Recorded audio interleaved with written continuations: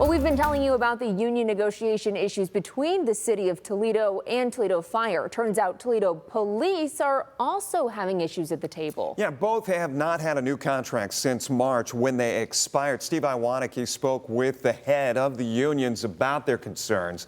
What are they telling you tonight? Yeah, Jeff Cayley, Matt Tabb, and Michael Haynes, the fire and police union presidents, tell me that if progress isn't made soon in negotiations, there could be problems. Something Toledo City Council hopes will get resolved soon. I would be 100% able to say that every one of my members is frustrated. Michael Haynes is the president of Local 10, which represents 467 Toledo police officers. He says the union hasn't had a new contract since the last one expired on March 31st.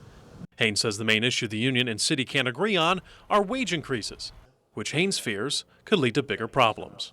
We're having a retention crisis right now. We're losing officers, and I don't think that the city has the urgency set in them of where the city, the city's going to be, and officer-wise, in the next few years if we don't really step it up.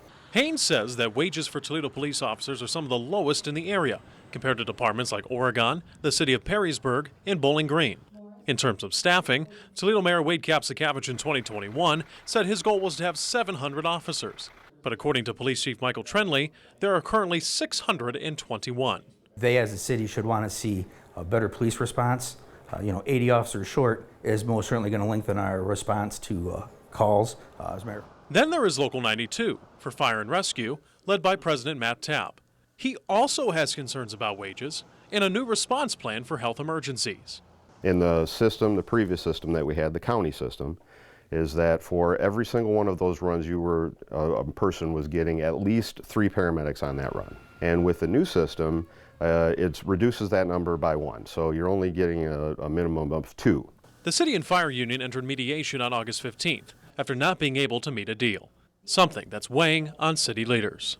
To me, a fair contract is obviously not going to be able to give everyone what they want, but I'm all about a path to yes. And so if there is something that our unions need, how can we get there without bankrupting the city?